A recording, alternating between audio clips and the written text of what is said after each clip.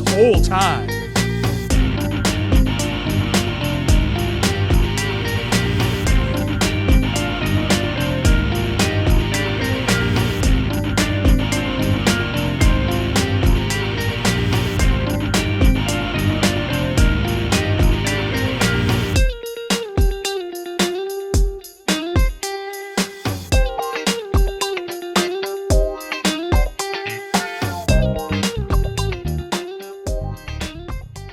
Controversial opinions out of the way first, and then we're going to get to the fun, because I think that's what I am. I am a comedian. We've all heard of comedians.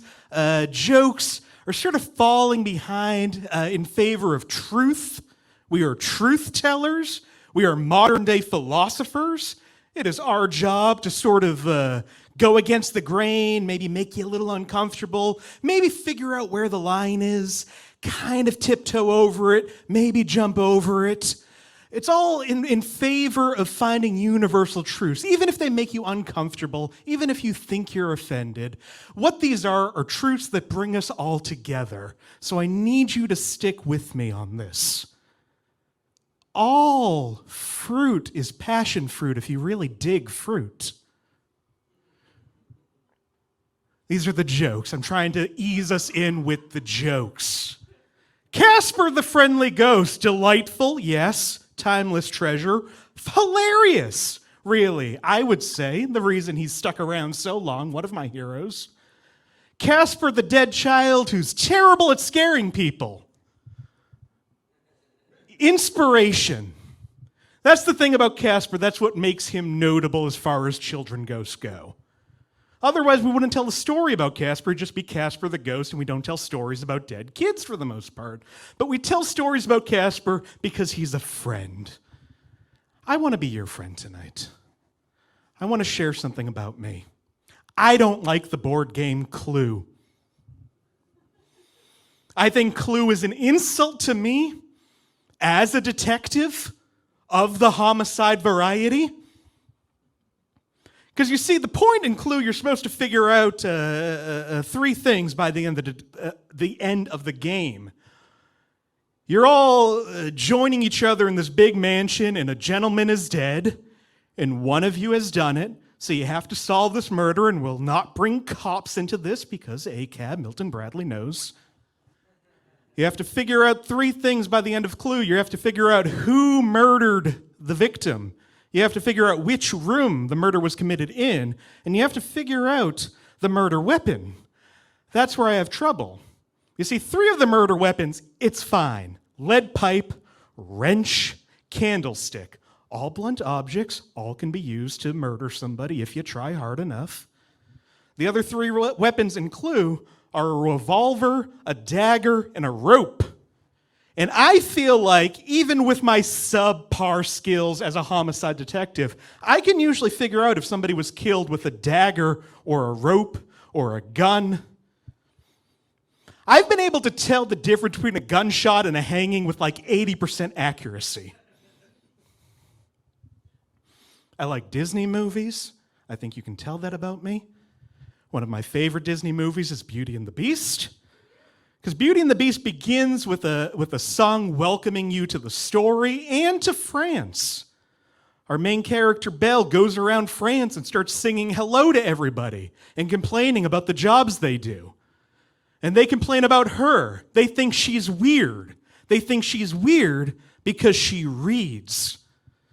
She's the only person in this town who reads. You know that because there is one bookstore in the town. She's the only one who goes into it, and she just takes books and feeds them to goats. Hey there, everybody. Welcome to another episode of Performers on Performing. I'm one of your hosts, Maxwell Shultz. I'm Freddie Scibelli. And today we're joined with another comedian, the wonderfully talented and friend Nick Martucci. Hello, thanks for having me here. Yeah, thanks for being here. Nick has been doing stand-up for a long time. I've known him for, I think I met you on Pick a Side. I think so, yeah. Forever ago. 4 years, 5 years? Yeah, something. Yeah. Something like that. Pick a Side Stupid, which is a show that Sean Carter hosted out of Boston and now runs out of Bristol, Tennessee. And It was so fun. It was one of my favorite shows. Same. Yeah. Same. Everything that was done out of Maggie's was just so good. Just a great venue. It really was. R.I.P. Yeah. Lost to the pandemic, but Nick also, in most noteworthy wise, I would argue, runs the Inappropriate Movie Database game show on Zoom, and it's so fun. It's one of my favorite things that I've started doing during the pandemic. I've Yeah. been doing it now over 2 years. Yeah, that makes sense. And yeah, just every week or twice a week, we get together and play a silly little movie game. Yeah. Until the last episode I did, I'm famously bad at it. Most people aren't good at it. It's not a skill anybody should have. Yeah, that's fair. That's fair. I feel like every episode I'm on, there's somebody, if not multiple people, who are just like crazy good at this. Uh-huh. There are a couple of people who show up all the time who Yeah. have sort of figured out how to play the game. But, Yeah. I've played it now a handful of times too. I've had guest hosts, That's and fun. it's not easy. No, it's not. What are the actual rules to the game? So basically, do you know IMDb? Yes. The Internet Oh, yeah. Movie Database. On there, under movies, they have parental warnings that anonymous people add to movies to kind of tell you what the content is to watch out for in the movie. What I do is pull those parental warnings with no context and have people try to guess what the movie is based on these warnings. So it's just an excuse for nonsense. Yeah. Yeah. Okay. I like it. But it's fun, and it's a fun way to, like, I think all Zoom shows that I've ever done are like this, but your show's a great way to meet comics you wouldn't have met otherwise, or Oh, people. absolutely. That's one of my favorite things is not only getting to meet people, I've had people as far as Vietnam on the show. Really? Yes.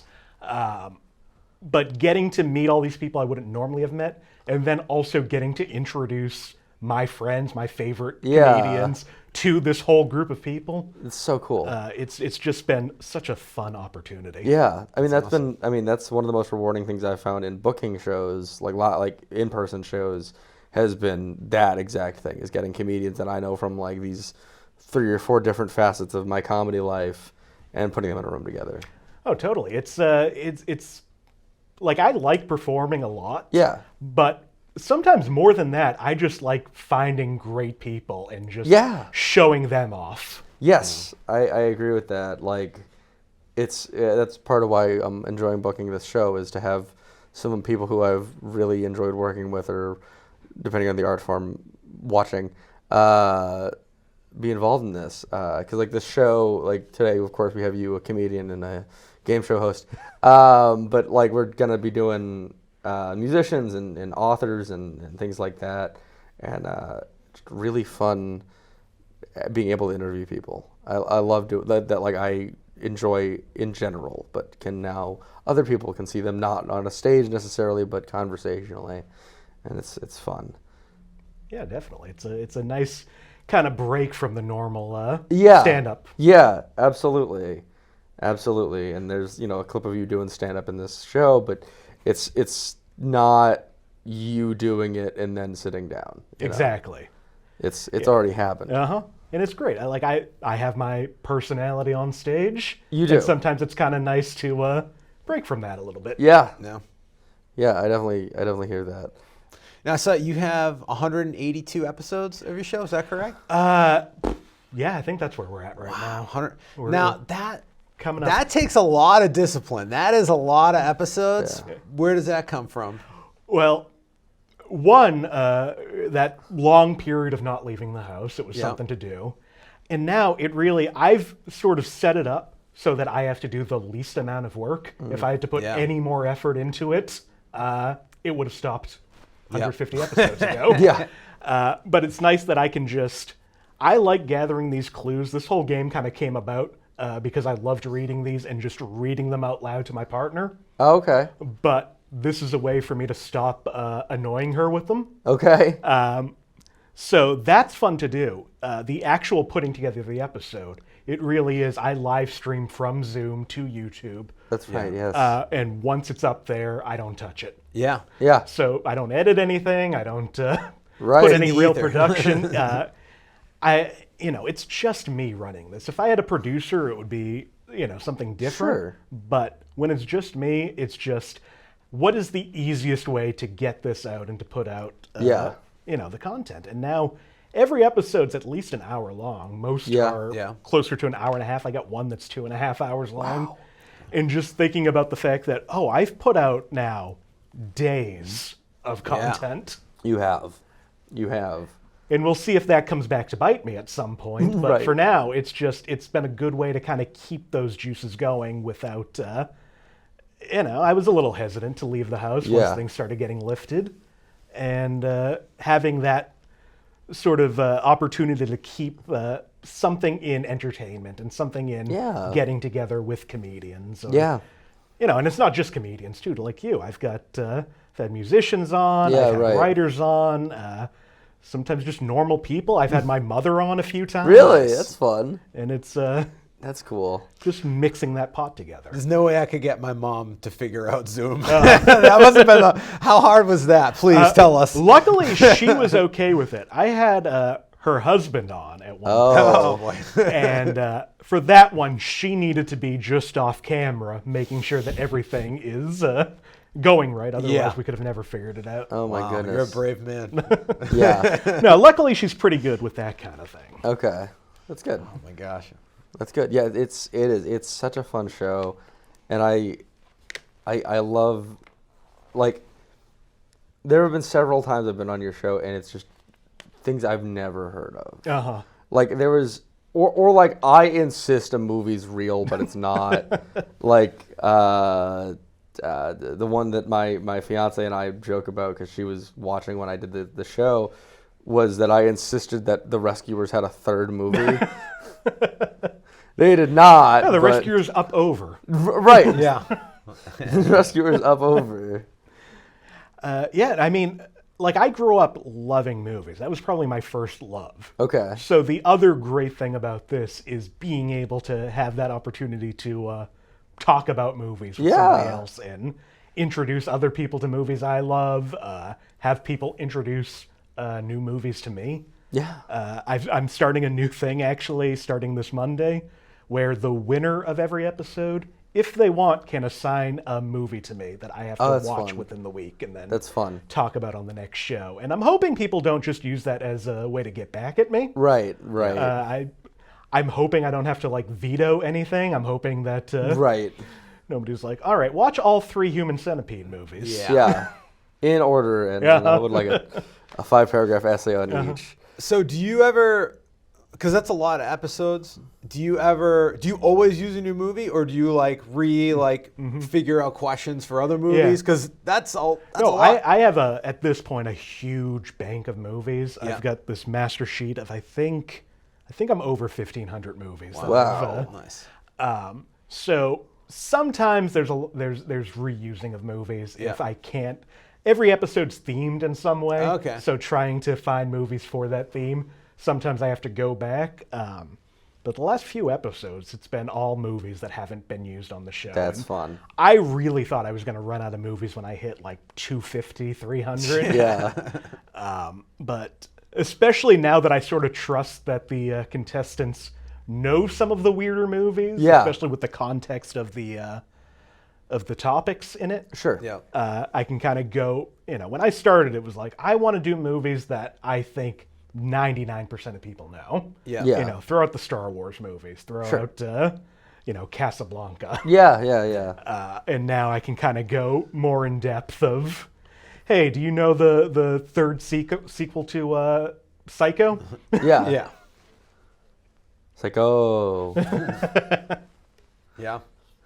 Yeah, it's cool being able to do that. Like, how do you, like you said earlier that you have like, there's the onstage you and then there's the conversational you. Do you look at you hosting your show as a third version of those things? Yeah, it's kind of a mixture. It's sort of, I play game show host. Yeah. That's the other, I grew up loving game shows too. I would spend my afternoons on Game Show Network. Yeah, I would getting too, through a that. lot of the time.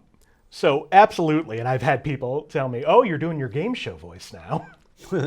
It's kind of gregarious and also kind of picking at people. I kind of like that, sort of like what Alex Trebek had, Yeah. where he can be very genial, but every once in a while just cut into somebody. Yes. And sort of doing those two things. It's been great to kind of figure out how to be a host. I Okay. think that it's a similar skill set to stand-up, Yeah. but not every stand-up can be a host. And No, then that's true. Not every host can be funny. Yeah. Also true. Yeah. And I don't know if I'm doing either of those well. You are. But I assure thank you, you're doing both very well.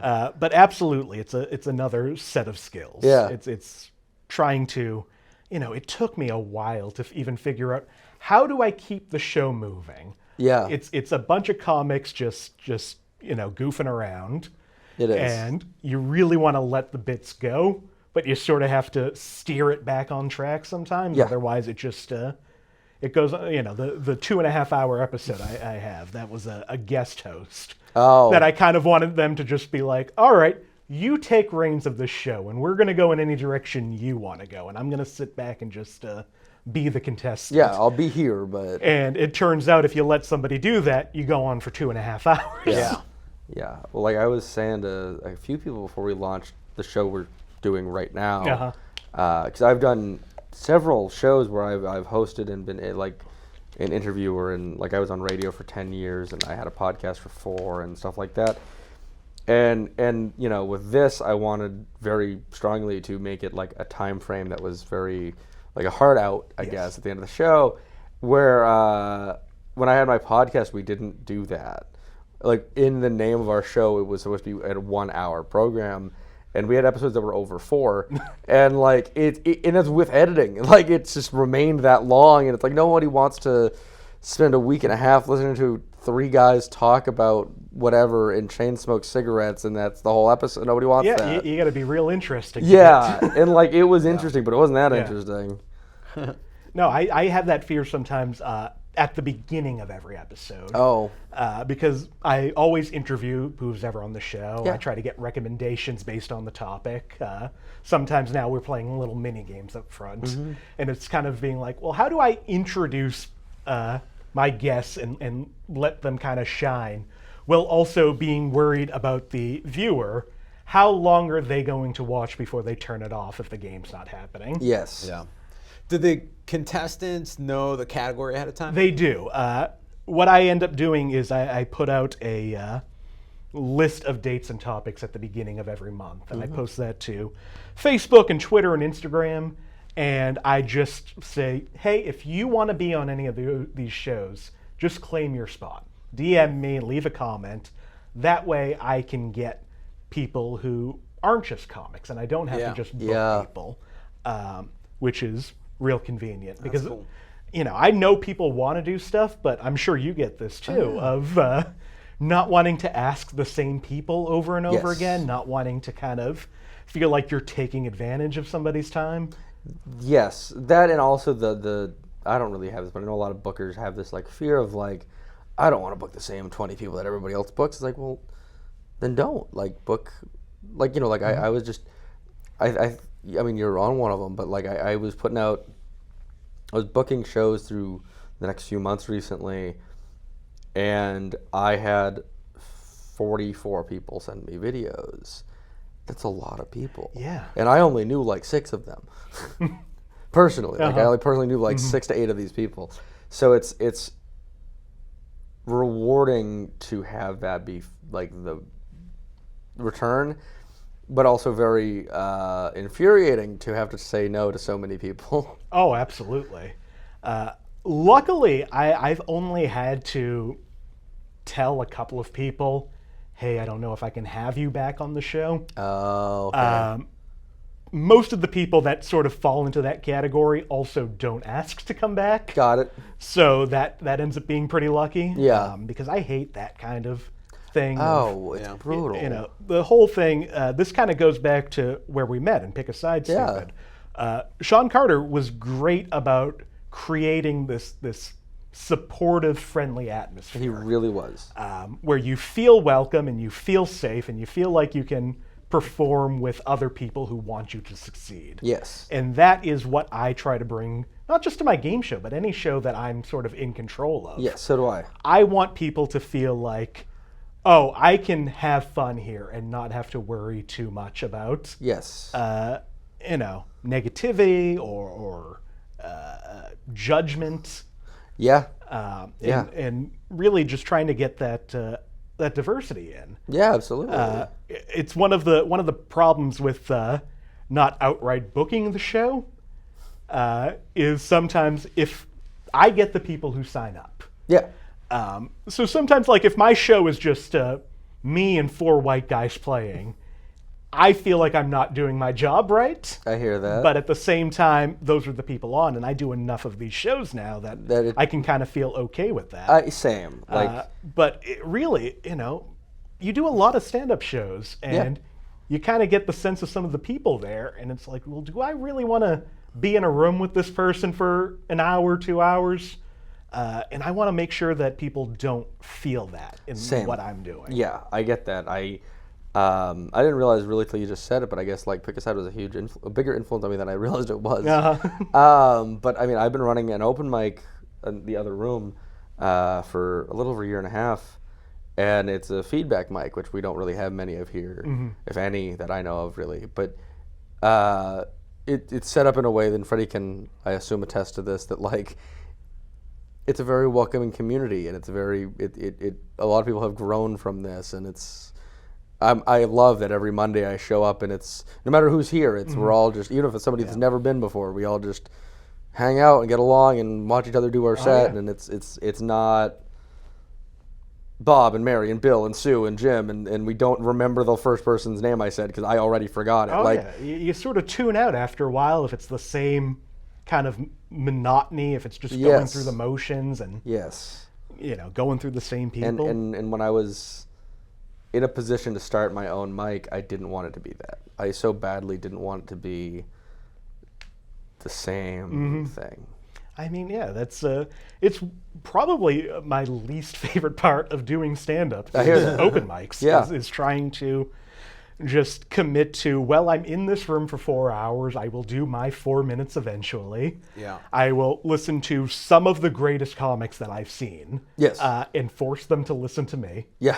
And then you'll listen to people who are, 2 shows into trying this and have what they think is funny. Yes. And you try not to fault them for that. Right. As long as they are also, being fun to be around and being kind and being supportive goes so much further than people give it credit for. Oh, I agree with that. Yeah. There are some people, especially, this is Boston comedy. Yeah. People come in with a sense of, everybody wants to be Bill Burr. Yes. And not everybody knows how to be funny trying to be Bill Burr. Right. Right. Yeah. And it's funny, we were just talking to Sam in this previous episode, and he was saying the same, very similar thing where in the sense like he felt he was in that trap of always like having to be angry when he did his comedy. And, that's funny. I definitely at open mics when you see the angry joke versus the I'm just like trying something else. Like you can tell when someone's forcing it a little bit. Yeah, for sure. I mean, I've been doing stand-up now pretty regularly for 7 years, 8 years. Yeah, congratulations. Yeah, thank you. But I started trying in 2012. Okay. I went to open mics, and I sort of went in being a fan of people like Mark Maron, Louis C.K., when you could be a fan of Louis C.K. And I sort of went in with that feeling of, oh yeah, all you have to do is put yourself down and put everyone else down, and that's comedy. It's just it's extended therapy. Yeah. And I did that for 5 or 6 months until I went to a new open mic where it didn't work at all. Yeah. And I thought, oh, this feels awful. I can't do this again. And it took 5, 6 years to finally feel like, oh, now I'm in a place where I sort of understand a little bit of what's funny, and I'm more comfortable with myself. Sure. That I can now go on stage and turn this ranting into jokes. Yeah, into something cognizant. What was the first place you went to? You said 2012? 2012. The first place I went to was the Dugout in Boston. Oh, okay. Back when they had an open mic. So just this little bar up by the college. No idea how any of it worked. And, the first time out, I have that video somewhere. Yeah. And it's impossible to watch at Yeah. this point. There's a couple of Was it on a jokes flip in phone? there. Maybe. Oh, nice. Nothing like good old flip phone footage. You'd be like, ooh. Yeah, I definitely didn't have a smartphone at that point. Yeah. But yeah, it's weird that you sort of have to know yourself a little bit You do. to kind of go up there. And if you don't like yourself, if some people can make misanthropy funny, Yeah. but other people just want to enjoy comedy and to kind of force them to sit through your therapy session. Not everybody loves that. Right. So now I'm at a point where I try to combine the two. I have some real personal jokes. Yeah. I have some jokes that get real dark about mental illness and Yeah. dealing with those Yeah, kinds yeah. of thoughts. And at the same time, I mix it in with this silly absurdism. Yeah. Because that is also what makes me laugh. Right. Yeah. I have a bit right now where it's just from the perspective of one of the kids who lost to Air Bud. Oh my goodness. That's great. Where you go, the basis of the joke is just kind of going in saying, I was a good basketball player until they let a dog play basketball, and I didn't know that dogs could play basketball, and we lost everything. My family abandoned me. Yeah. And this is why, if you're creating a rule book, rule number 1, dogs can't do this. Yeah. That's why I'll let children try stand up, but no dogs. So it's fun to do those kinds of weird absurdism and is. then go, hey, I was in this dark place before. Here's some fun jokes about that, and where you kind of leave stage sometimes and people come up and say, okay, but do you need a hug? Are you okay? Yeah. Or, Yeah. like, well, no, you should have seen me when I couldn't make these jokes. Yeah. Then I needed the hug. Yeah. The fact that I can kind of turn that now into finding the humor in it. And it's Yeah. not for everyone. Right. It's for some people. Right. I always say, these are the jokes that if you don't find these funny, you're right. It means you're in a healthy spot. But if you find these funny, I'm glad that we can connect. I'm sorry that you relate to these jokes, but that's how I've made so many friends in stand-up, is we all do these jokes and kind of come off stage. It's like, oh, what antidepressants have you been on? Yeah. Yeah. I've had those conversations. Uh-huh. I was saying this to somebody recently that I love.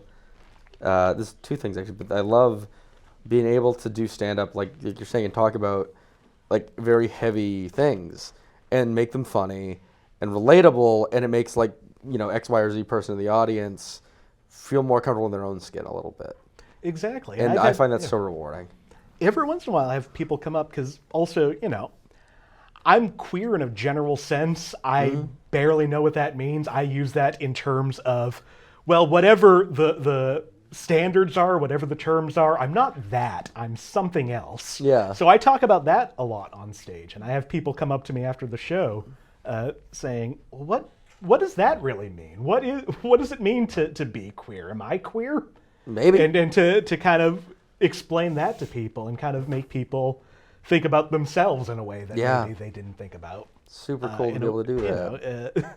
Again, growing up outside of Boston, in the 90s, early 2000s, not really the most accepting place. No. And to kind of find a way to, oh, this is who I am, and if I can make jokes about this, I can kind of get these people on my side a little bit. Yes. I got to kind of bring these jokes to kind of a dive bar 5 minutes from where I grew up. Oh, wow. And I would make these jokes and then say to the audience, the people I'm talking about, those are you.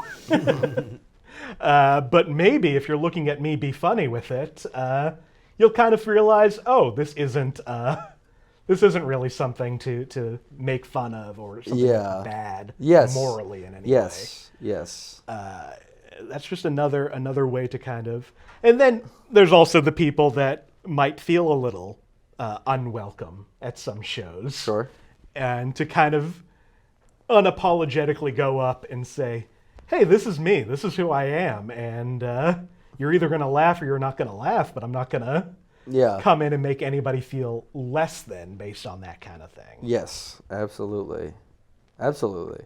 I love the feeling of that, of being able to show somebody who is uncomfortable in the situation that, like, hey, I'm uncomfortable sometimes too, and it's cool. And yeah, that is one of the things that really got me into stand-up comedy as a kid, is realizing, oh, other people have these thoughts. Yeah. Other people feel these things. Yeah, Everybody's insecure. Everybody is just trying their best. Yeah, you're just really relating insecurities when you're on. That's like, how you can connect with the audience, right? Exactly. Like, And it's not the only way to do comedy. Yeah. And I envy people like a Stephen Wright or a Mitch Oh my God, Hedberg yeah. who can just go up there and just set up punchline. yeah, I do too. Yeah. And I try to put some of that into my act, and it's a process. It's lessons. It's kind of learning that what is the simplest way to tell a joke? What is the setup punchline? So I envy people that can do that. I'm not, that's not totally my skill set. Right. So it does help that there's all this other side of stand-up where you can just kind of be confessional a little bit. Yeah. And kind of say, hey, here's all the weird things. Does this make sense to anybody else? Absolutely. Absolutely. You made me think of something earlier, and I'm curious to get your opinion on this. Mm-hmm. Better movie, Beethoven or Air Bud? Can I be honest? I've never seen Beethoven. I'm not sure I have either. I only don't think just so. found out the actual plot of Beethoven through Beethoven's doing good. my show. I would have said Beethoven. I'm a Beethoven guy. It's one of those things. I mean, Air Bud has it too. In the 90s, you have these family comedies about like a lovable animal or kids or something, and then a real dark crime plot line Very happening. dark, right? So Extremely Beethoven, dark. I know now that it's they want to make this dog seem like a real bad dog so they can kill it. They're testing out bullets on dogs. Like, I was like 8 years old. I'm like, oh, okay, we're just gonna kill these dogs. Like, that's dark. And then Air Bud's the same way, where you think about Air Bud, it's the movie where it's like the dogs play clown, dude. basketball. Sure. How did the dog learn basketball? Well, this alcoholic clown abused it until it ran away and found a kid. Oh my goodness, I don't remember that, but I believe super you. dark. That is super dark. And now 20 years later, there's talking puppies. Yeah. I'm going to ask every guest this question now. I think I decided until I finally meet some. But have you seen any of the Problem Child movies? I have not seen the Problem Child movies either. But you're Man, aware I'm of striking them. out. I am aware of them. Yeah. Okay, I was not and have not. So. Okay, if I could recommend 2 movies to you guys, Beethoven, and actually 3 movies: the Problem Child, Problem Child 2. I know people kind of like look down on sequels, but it's good. Yeah, it's funny. I've used Problem Child 2 on the show. Okay. And anytime I use a movie like that, it's a big risk of, does anybody watch this movie? Man. And those are the movies that there's always one guest who ends up getting it on one of the hardest clues. Yeah. Like, Oh, oh no, man. you don't understand. I've seen this movie a million times and I love it. If you can if you ever put me in a situation where I would just like pull Problem Child 2 out of my pocket and use it to some sort of like useful, scenario, that would be like the dream scenario in my life. Right? Just be like, oh yeah. That's your dream, not your child you just had. Well, I'm sure, but you made somebody's dream come true when they got that Problem Child 2 question right. They're like, Yeah, definitely. Those are some of my favorite moments on the show. Yeah, I'm sure. Wait, how do you know this real specific thing? somebody's Super Bowl. What was it? There was something where one of the warnings was just a list of the profanity in the movie. Okay. But one of it was an insult of like booger face or something. And immediately somebody on the show, Ernest Scared Stupid. That's where they say that. Oh yeah. That's funny. Like, wow, it's amazing. We there's some movies that get talked about all the time, and we all have opinions on. Yeah. But kind of getting those real weird ones in, that's another one of the real joys of doing the show, is what opinions people have on. They're not always movies either. I had Lloyd Legacy Sharp on the show a couple of weeks ago. Shout out, Lloyd. Lloyd is just one of the biggest delights. Oh my God. And one of the great things about doing the show has been to introduce Lloyd across the country. Yeah. Because everybody loves him. But he is somebody who, by his own admission, isn't great at the show. Yep. Doesn't know a lot of movies. We talked about Charlie's Angels. Turns out Lloyd can go 20 minutes talking about the TV show Charlie's Angels. Oh my goodness. And to kind of give people that opportunity of, That's awesome. there's no other context in which you would have No. this rant about this show. No, but I am also not surprised that he's somebody who could just pull out a rant about a TV show. Oh, yeah. So I'm sure he had very strong opinions about things that happened Yeah, too. he's somebody, the more mainstream movies are hard for him, but I had a mini game on the show of name movies that Mel Brooks has directed. Oh, I'm sure he got all of them. His first guess, he says, I don't know if this counts. Life Stinks? Wow. Like, how do you know Life Stinks? Yeah. But, right. That's cool. you're having trouble with Die Hard. Yeah. Yippee-ki-yay. Yeah, I think it was. What movie I think is that? I think his contributions were Life Stinks, Dracula, Dead and Loving It, and High Anxiety. Wow. Like, oh, Dracula dead and loving it. You went for the real deep cuts in a way that I find so delightful. Yeah.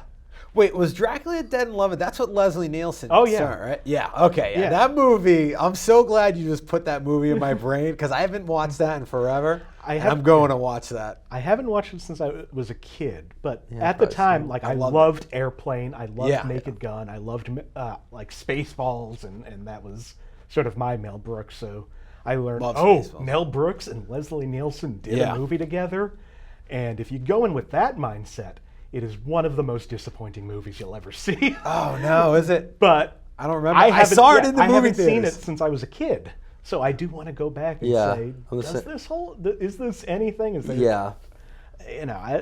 that's the other thing. Like I grew up real cynical for a long time, and Yeah. like too cool for everything, Yeah. and always having to have the, I dislike this thing everybody likes. And as I got older, especially in doing this show, one of the most fun things is loving something everybody hates. Yeah. Yes. To really champion, oh, you don't understand. This is so fun, and Yeah. everybody's wrong about being a contrarian with joy. Yeah. is now become one of my. It's just such a fun energy to bring to a conversation. To argue in favor of joy. Yeah, it's also like I love, like, one of my favorite bad movies is Tusk, the Kevin Smith 2014 love film. Tusk. Okay, I thought that was the case. Uh-huh. I've seen it. Oh, it is a terrible movie. I'll be the first to say that, Freddie.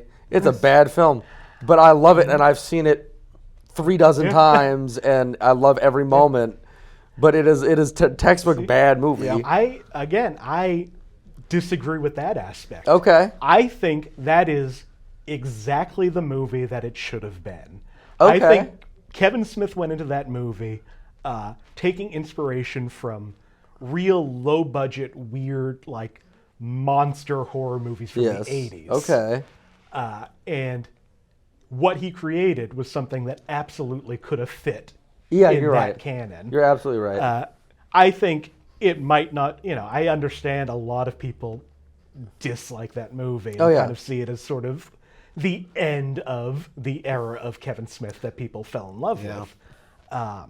But it's so weird and interesting to me. It And is. it's unapologetically what it is. Oh, very much so. And I It- love. yeah.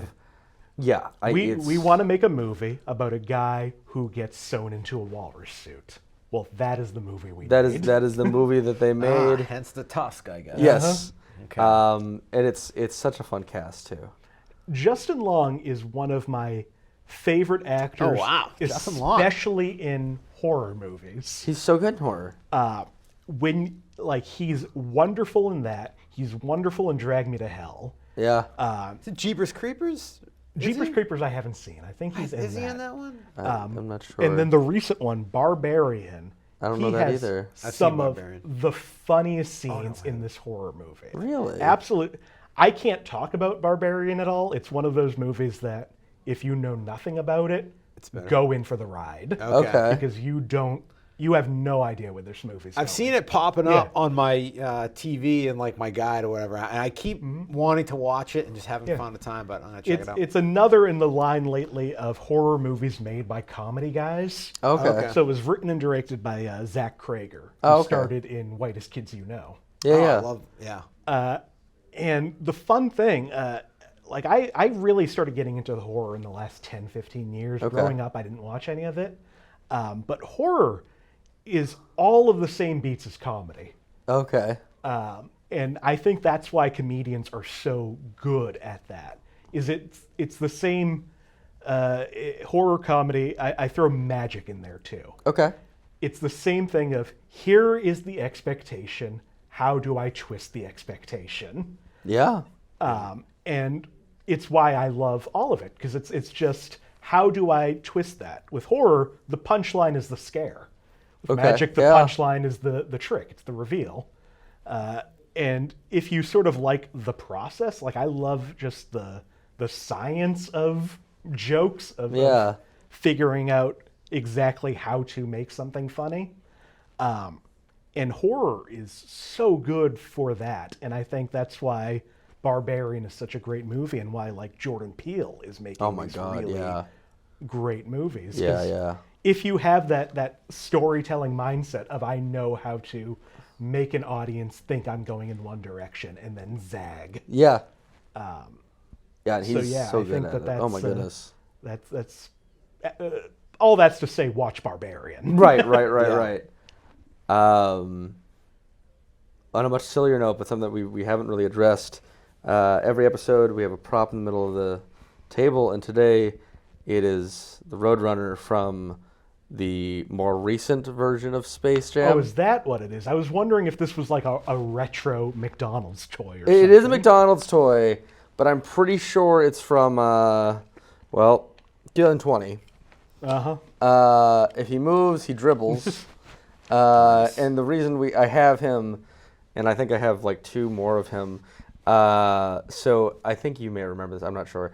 But I was, on my shows that I book, I was like sending the comedians like a little note card in the mail with a check for their payment to say thanks for being here. Here's a cute little thing. And I don't do that anymore because it's not practical to send checks. And I hated it and they hated it, and so I don't do it. So now I give people like stupid old McDonald's toys and stuff that I buy at Savers. And we're using them as props. So if you want, you can have a Space Jam: A New Legacy Roadrunner. This can be yours, but I do want to know if there's a memorable, like, cheapo toy you have from your childhood. Not a childhood, your childhood. Oh, any childhood? Yeah, from any childhood. Oh, that's such a great question, because it's weird how some of those McDonald's toys. Yeah, they stick with you. One thing the first thing that came into my mind was when the live-action Flintstones movie came out. Okay.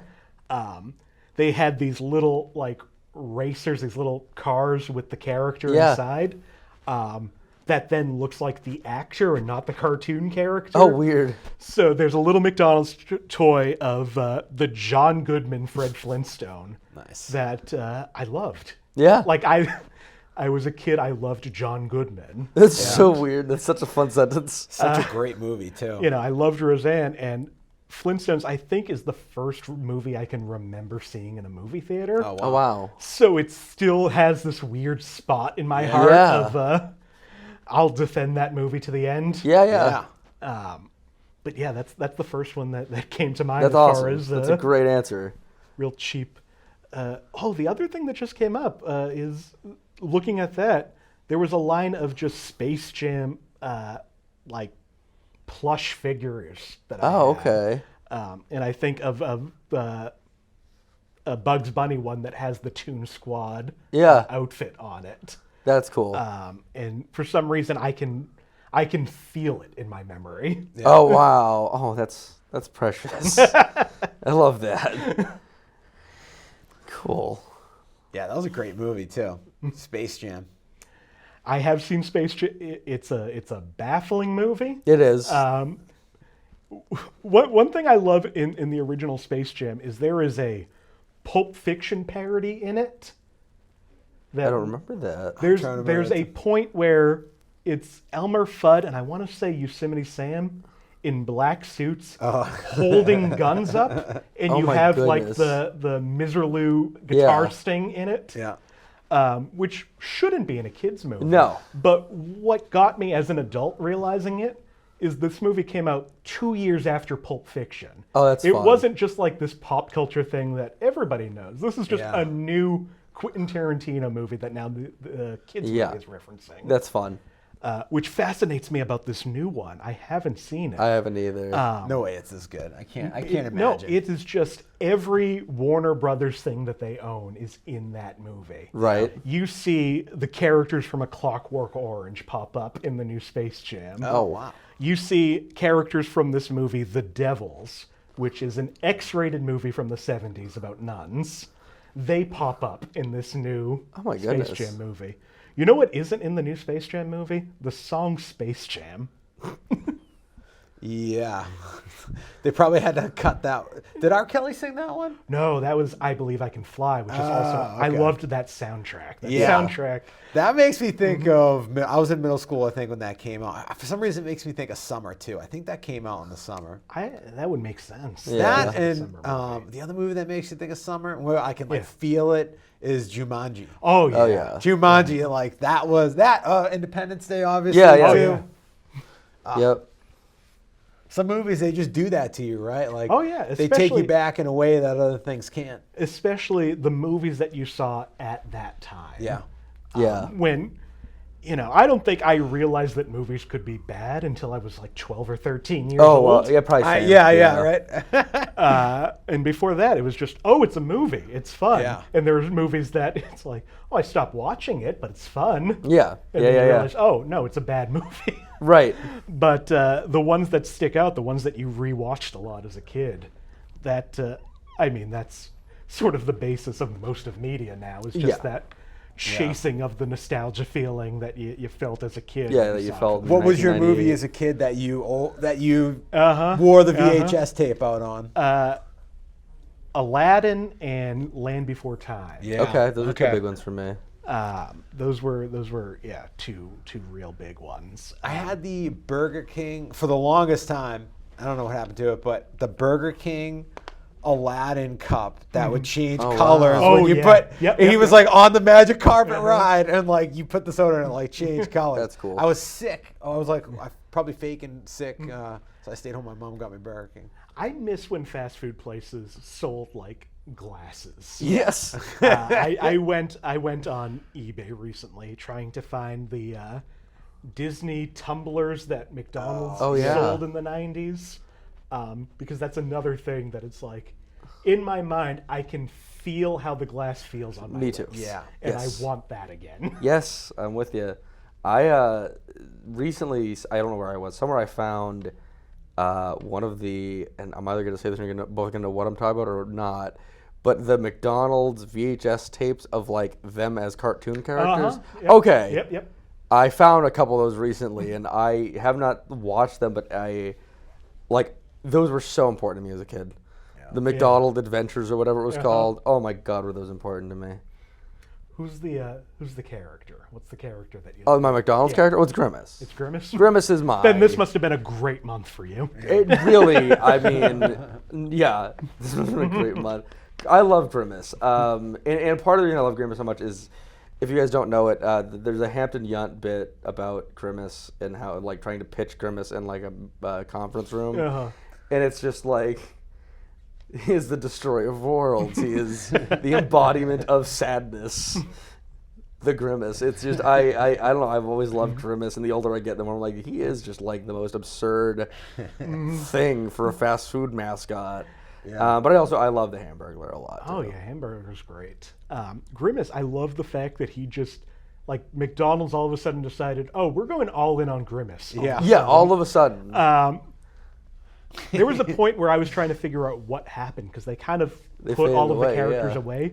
And there was a Wikipedia article on Oh. Grimace where it's like, his last appearance was at either a concert or a sports event or something in like 2007. Oh my goodness. And at the time, the Wikipedia article was like, and he hasn't been seen since. Oh man. And all of a sudden, now it's just, oh, and it's Grimace's birthday. You know, the thing that we celebrate every year. Right. The thing that we celebrate every year. We are, unfortunately, we do have to wrap up. Oh, yeah. But I do want to ask, is there any, not ask, I know the answer, but do you want to plug your socials and stuff? Oh, sure. I am on social media anywhere you can find me at Blundering Idiom. It's like Blundering Idiot with a T, an M, without the... Ooh, it's what, 11 o'clock now? Something. And the show that I host, Inappropriate Movie Database, you can find that on YouTube. There's almost 200 episodes of that available right now. I love having new guests on that show, so if this kind of topic sounds good to you, please find me on one of those. It's on Facebook, we post a lot, and then Twitter and Instagram, it's at IMDbGame. Yes. And just watch that. It's a good time of just fun people doing fun things. And I can vouch, it's wonderful. Yeah, Maxwell's been on a few times Yes, now. I have. Always great when you're there. Thank you. But that is going to be the episode. Thank you all for hanging out and watching us hang out. But we'll see you next time. Thanks so much. Bye-bye. Thank oh, you. and here. Bye. Problem with Disney is that they're not great with representation of certain groups of people. I think representation matters. My group of people, not well represented in Disney. There aren't a lot of us Italians in Disney.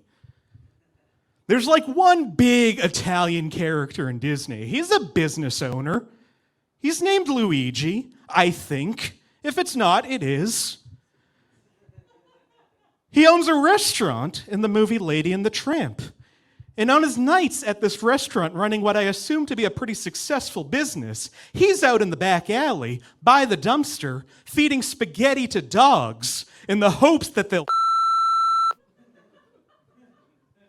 Because, like, if you nail Italians in one, you nail Italians in one. I relate to that gentleman. I think sometimes not knowing how something works is better than only kind of knowing how something works. Don't worry, I'll give you an example. Ocean currents, waves. I don't understand how those work. I don't understand why the water comes in and out every day. If I knew nothing, I could sort of make guesses. Maybe, if you're carrying around a glass with liquid in it, and you're sort of like tilting it back and forth, the water kind of goes up one side, up the other. This is a planet. It's a big rock in space. Maybe it's tilting back and forth and the water's just swishing around on it. That would be my guess if I didn't know anything about how currents worked. However, I know that the moon is involved.